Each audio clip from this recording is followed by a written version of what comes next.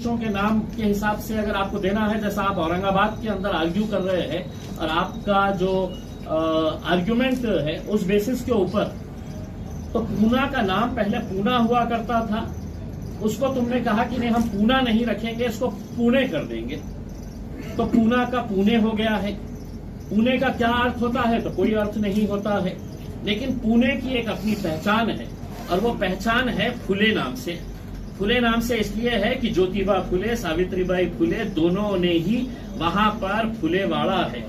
पहली जो शिक्षण संस्था जो शुरू की गई थी, जिसकी वजह से आज पूरे देश में जो हमारी महिलाएं, हमारी बच्चियां पढ़ रही है वो फुले के नाम से। तो पुणे का नाम बदलकर आप उसका नाम है तो फुले नगर रख दीजिएगा, और फुले नगर भी नहीं रखना चाहते हैं तो सिर्फ पुणे की जगह फुले कर दीजिएगा, ताकि अंतर्राष्ट्रीय स्तर के ऊपर है तो पुणे का फुले का नाम पहुंचे और लोगों को पता चले कि महाराष्ट्र के अंदर ज्योतिबा फुले थे, सावित्रीबाई फुले थे, जिन्होंने है तो शिक्षा को बढ़ावा देने के लिए उन्होंने ये किया है। अब अगर महान पुरुषों के नाम के ऊपर अगर नाम रखना ही है, जैसा आप मेरे शहर का, मेरे जिले का रखना चाह रहे हैं, तो एक सुझाव मैं आपको ये देता हूं कि डॉक्टर बाबा साहब अम्बेडकर ने संविधान दिया इस देश को। नागपुर शहर के अंदर उनकी दीक्षा भूमि है, जहां पर उन्हें बुद्धिज्म को स्वीकारा है, तो नागपुर शहर का नाम आप बदल के डॉक्टर बाबा साहेब नगरी रख दीजिएगा, ताकि दुनिया को पता चले कि डॉक्टर बाबा साहब ने यहां पर दीक्षा भूमि के अंदर बुद्धिज्म को स्वीकारा है करके, तो आप रख दीजिएगा। और सबसे आखिर में, मुंबई हमारी राजधानी है, अंतर्राष्ट्रीय दर्जे का शहर है मुंबई। बॉम्बे को आपने मुंबई किया, मुंबई का कुछ अर्थ निकलता है? तो नहीं निकलता है उसमें। लेकिन अगर महापुरुषों के नाम के ऊपर अगर शहरों के नाम रखना है, तो छत्रपति शिवाजी महाराज के नाम के ऊपर आप मुंबई शहर के नाम को बदलिए, ताकि अंतर्राष्ट्रीय स्तर के ऊपर है तो हम छत्रपति शिवाजी महाराज को पहुंचाने का काम कर सके। तो मैं मुंबई को जो है वो छत्रपति शिवाजी राजे महानगर ये बनाने का सुझाव मैं देता हूं। उसमें हमारे पास मालेगांव है,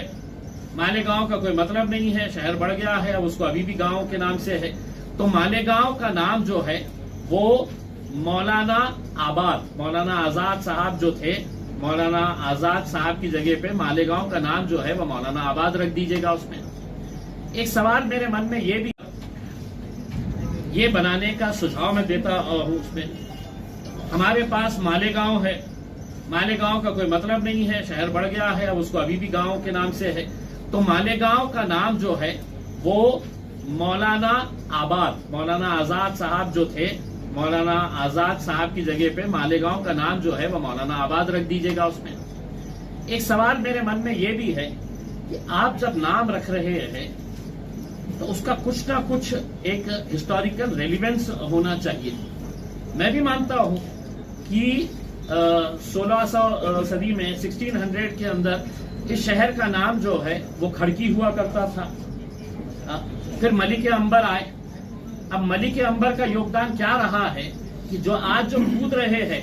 इनके बाप दादाओं को पानी पिलाने का काम किसी ने किया था तो मलिक अंबर की उस नहर ने किया था। मलिक अंबर ने इस शहर को सिर्फ पानी ही नहीं पिलाया, बल्कि इस शहर के विकास के अंदर मलिक अंबर का बहुत बड़ा योगदान था। लेकिन इसके बावजूद क्या हमने कभी कहा था कि साहब आप नाम है तो ये कर दीजिएगा, क्योंकि ये इस तरह की घटिया राजनीति ना हमने किए है और ना आगे करेंगे हम उसमें। लेकिन अगर रखना था तो यही सेना, भाजपा, कांग्रेस, एनसीपी वालों की तरफ से ये सुझाव आना चाहिए था कि भाई ये शहर को बसाया था 1633 के अंदर मलिक अंबर ने,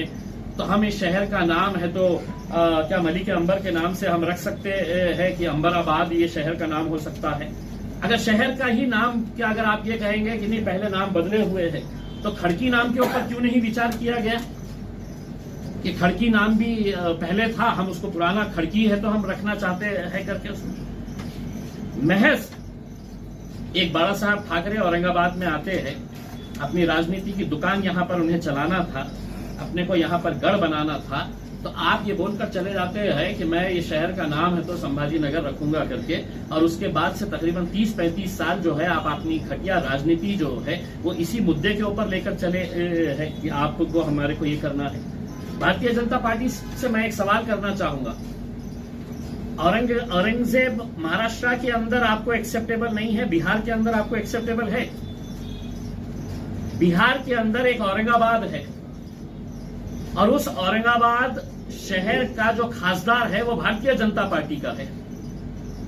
मेरे साथ ही बैठता है, भारतीय जनता पार्टी का खासदार है वो। तो बिहार का औरंगाबाद तुमको चलेगा, औरंगाबाद महाराष्ट्र का नहीं चलेगा आपको। तो ये जो दुटप्पी आपकी जो भूमिका है उसके ऊपर तो आप कर दीजिएगा उसमें, ये 4-5 शहरों के नाम बता दीजिएगा तो हमको समझ में आएगा आपका सही मानों में इनके ऊपर एक प्रति जो आपका है करके। दूसरा ये है कि कल सुप्रीम कोर्ट के जो 2 जजेस थे, न्यायमूर्ति जोसेफ और न्यायमूर्ति नागरत्न, ये दोनों ने जो नाम के बारे में भारतीय जनता पार्टी के एक लॉयर ने जब उनके सामने गया और उन्होंने कहा कि इस मुल्क के अंदर के पूरे जितने भी पुराने जो नाम थे मुगलों ने जो बदल दिए थे या बाद में बदले गए थे, तो उन्होंने उठाकर उसको बाहर फेंक दिया। लेकिन सुप्रीम कोर्ट ने जो कमेंट्स किया है, जिसको आज बहुत सारे न्यूज़पेपर्स ने बहुत अच्छे तरीके से लिया है, दिव्य मराठी की कॉपी मेरे सामने है, कि उन्होंने क्या कहा है, ऐतिहासिक शहरांच्या नामांतरासाठी आयोग स्थापनावर सुप्रीम कोर्ट म्हणाले मुद्दे जिवंत ठेवून देश खदखदत ठेवण्याचा हेतू आहे का, ये सुप्रीम कोर्ट ने कहा है। एक सवाल मेरा महाराष्ट्र की सरकार, केंद्र की सरकार से है, एक मैटर जब सबजुडिस होता है तो आप कोई फैसला नहीं कर सकते हैं, आपको ये कहना पड़ता है उसके अंदर कि मैटर इज सबजुडिस, वो चाहे देश के किसी भी हाई कोर्ट के अंदर हो या सुप्रीम कोर्ट के अंदर हो, तो कोई भी सरकार इसके ऊपर फैसला नहीं कर सकती है। हाई कोर्ट मुंबई के अंदर औरंगाबाद और उस्मानाबाद के नाम के ताल्लुक से एक केस चल रहा है, मैटर सबजुडिस है। तो अदालत के अंदर मैटर चलने के बावजूद भी क्या आज केंद्र सरकार और राज्य सरकार ये एक संदेश देना चाह रहे हैं कि अब इस मुल्क के अंदर डेमोक्रेसी नहीं है, रूल ऑफ लॉ नहीं है, इस मुल्क के अंदर अब हुक्मशाही है, और केंद्र सरकार ने अगर जीआर निकाल दिया, नोटिफिकेशन निकाल दिया है, तो अदालत में चलते रहो, हम अदालत को मानने वाले नहीं है, हम अदालत को गिनने वाले नहीं है करके। इस फैसले के बाद आपने जो जीआर निकाला है उसके जरिए कहीं ना कहीं आपने अदालतों को ये बताने की कोशिश की है कि तुमसे सुप्रीम हम है करके, हम फैसला करेंगे और तुमको मानना पड़ेगा। फिर अदालत के अंदर जाने की जरूरत ही नहीं है, लोग अदालत के अंदर जाना ही नहीं चाहिए, अदालतों के अंदर इंसाफ मांगने की कोई बात होनी ही नहीं चाहिए, अगर यही सब आपको करना है तो उसमें हमें इख्तियार है, और हमें का मतलब यह है कि औरंगाबाद में रहने वाले उन लोगों को इख्तियार है। कि छत्रपति संभाजी नगर का जो नाम लिया गया है, मैं एक सवाल ये करना चाह रहा था कि इतने साल इंतजार करे थे,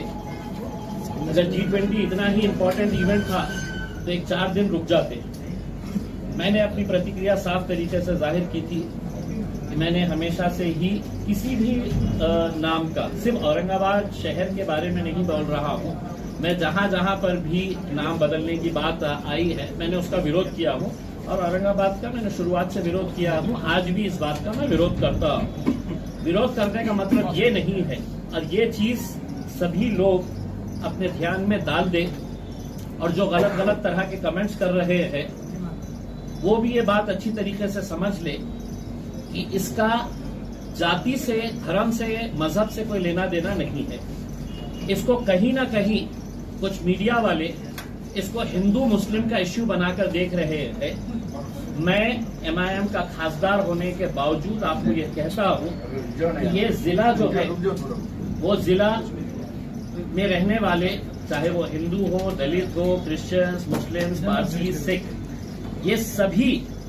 मेरे चुनावी क्षेत्र के अंदर आते हैं और सभी लोगों का मैं प्रतिनिधित्व करता हूं। लेकिन जानबूझकर एक ऐसी साजिश रची जा रही है कि नहीं, औरंगाबाद को औरंगजेब के साथ जोड़ने वाले मुसलमानों ने ये करना चाहिए, वहां चले जाना चाहिए, उनको जाना है तो पाकिस्तान चले जाना चाहिए।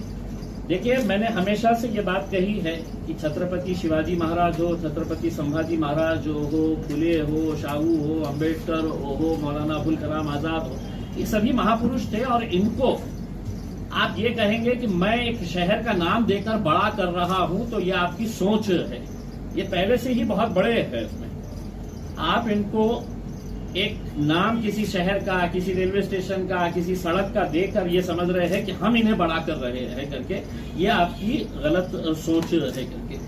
अब अगर छत्रपति संभाजी महाराज के नाम से अगर हमारे औरंगाबाद शहर के लिए नोटिफिकेशन निकाला गया है कि किसी एक महान व्यक्ति के नाम के ऊपर हम इस शहर का नाम देना चाह रहे हैं,